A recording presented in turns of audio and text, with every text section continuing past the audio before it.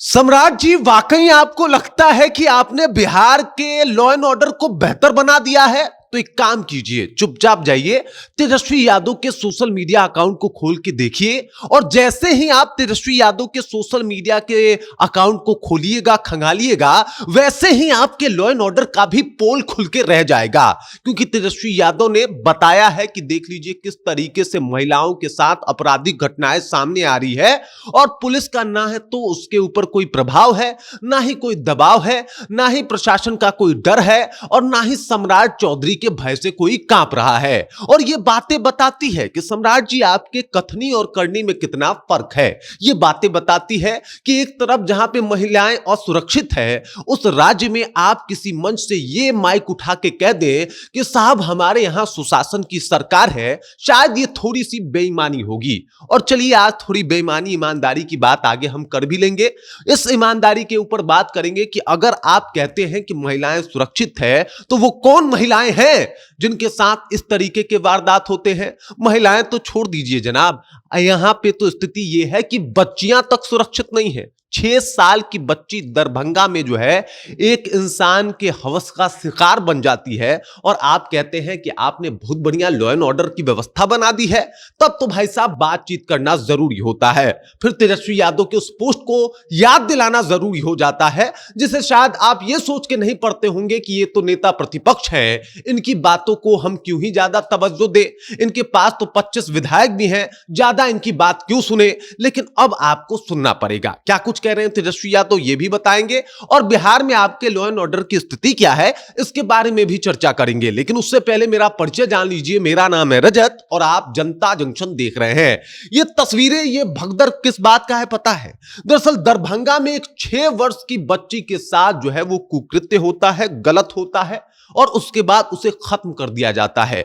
उस नन्ही सी मासूम सी बच्ची का आवाज हमेशा के लिए दबा दिया जाता है। ठीक उसी तरीके से जैसे नीट छात्रा के साथ हुआ। और नीट छात्रा का मामला अभी थमा नहीं कि दरभंगा में एक ऐसा वारदात हो गया। छोड़िए साहब, दरभंगा की भी बात हटा देते हैं। तेजस्वी यादव ने सोशल मीडिया पे एक पोस्ट किया है और 17 ऐसे मामले गिनवाए हैं जो बीते कुछ दिनों में जो है बिहार में होके गुजरे हैं, जिससे पता चलता है कि बिहार में महिलाएं कितनी सुरक्षित है। देखिए ये 17 मामले जो है वो प्रकाश में है। 17 मामले प्रकाश में है, लोगों के पास है, लोगों के पास जानकारी में है, जहां पे लड़की के साथ किस तरीके से दरिंदगी हुई है। अब एक आंकड़ा आपको बता देता हूं। आंकड़ा यह कहता है कि जितना ज्यादा लड़कियों के साथ दुर्व्यवहार होता है, फिजिकल तौर पे उनको प्रताड़ित किया जाता है, उसका मात्र 1% मामला जो है वो मतलब केस में आता है। मतलब ये 17 मामले आए हैं, मतलब 170 हुए होंगे तब जाके इस तरीके के मामले जो है वो सामने आ रहे हैं। और ये बातें बता रही है कि आपके लॉ एंड ऑर्डर की क्या स्थिति है। जब तेजस्वी यादव ने ये पोस्ट किया और बताया कि साहब लॉ एंड ऑर्डर का दुहाई देने वाले वो लोग, सुशासन की बात करने वाले वो लोग, आखिरकार इतने सारे वारदात हो जा रहे हैं, फिर किस बात से जाके जो है वो एकदम से माइक उठा के ये बात कह देते हैं कि साहब हमने तो गजब का कर दिया, बिहार में तो एकदम सुशासन की गंगा बह रही है, अपराधी थर थर कांप रहे हैं। अपराधी थर-थर कांप रहे हैं और उसके बाद इस तरीके का अंजाम जो है वो दे रहे हैं। अपराधी को डर लग रहा है, उसके बाद जो है वो इस तरीके का अंजाम दे रहे हैं। अरे साहब, अपराधियों को लग चुका है नीट छात्रा के मामले के बाद कि बिहार पुलिस मामलों को सॉल्व कर ही नहीं पाएगी। मामला सीबीआई के पास जाएगा, जांच पे साल दर साल जो है वो बर्बाद किए जाएंगे और उसके बाद न्याय कब मिलेगा इसकी कोई गारंटी नहीं है। कोई गारंटी नहीं है। तो ऐसे में तो अपराधियों का मनोबल हाई होगा ना साहब। किस हैसियत से, किस मतलब बात से आप ये कह रहे हैं कि साहब आपने बिहार में लॉ एंड ऑर्डर जो है वो खत्म बेहतर कर दिया है और लॉ एंड ऑर्डर जो है वो बचा हुआ है? क्या बात करते हैं आप। स्थितियां तो कुछ और बयां कर रही हैं। तेजस्वी यादव का पोस्ट कुछ और बयां कर रहा है, बिहार की दशा कुछ और बयां कर रही है। और ऐसे में सम्राट चौधरी जी सवालों के घेरे में आप होंगे, क्योंकि आप जो है पहले पगड़ी बांधते थे, अभी पगड़ी उतार दिए हैं। कोई फर्क नहीं पड़ता बिहार की जनता को इससे कि आपने कब पगड़ी बांधा, कब पगड़ी उतारा। लेकिन अगर आप गृह मंत्री हैं तो बतौर गृह मंत्री आपने कितना सुशासन बेहतर किया, कितना लॉ एंड ऑर्डर बेहतर किया, इसके ऊपर तो बात होगी। बिहार की जनता आपसे सवाल पूछेगी और इसका जवाब आपको देना पड़ेगा। बाकी ये सिर्फ अब तेजस्वी यादव का सवाल नहीं बल्कि हर एक नागरिक का सवाल है कि क्या वाकई महिलाएं सुरक्षित हैं।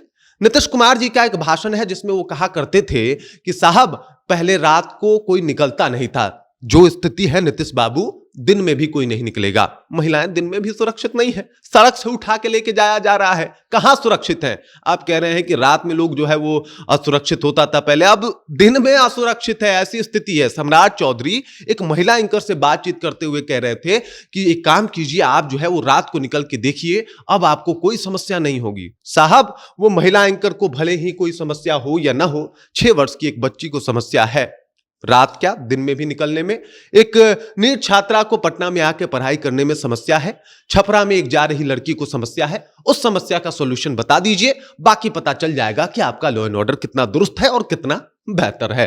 बाकी इस सवाल का जवाब दीजिए जो तेजस्वी यादव ने पूछा है और जो उन्होंने प्रश्न उठाए हैं, जो 17 वारदात आपके सामने लाके परोसे हैं, इसके ऊपर आपका क्या कहना है? लॉ एंड ऑर्डर बेहतर है? क्योंकि अगर कुछ बेहतर होता है तो एगो आप जो है वो सड़क किनारे लगा हुआ खोखा उजाड़ देते हैं बुलडोजर लगा के, तो कहा जाता है सम्राट चौधरी की पुलिस गजब काम की है।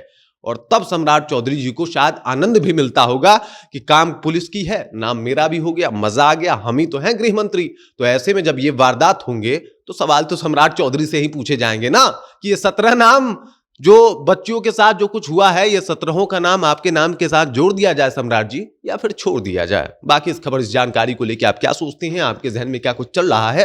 कमेंट कीजिए, अपना विचार हम तक पहुंचाइए। बिहार के लॉ एंड ऑर्डर की स्थिति के बारे में आप क्या सोचते हैं, इसके बारे में भी जो है अपनी बातें हम तक पहुंचाइए। बाकी आप देख रहे हैं जनता जंक्शन और मेरा नाम रजत है।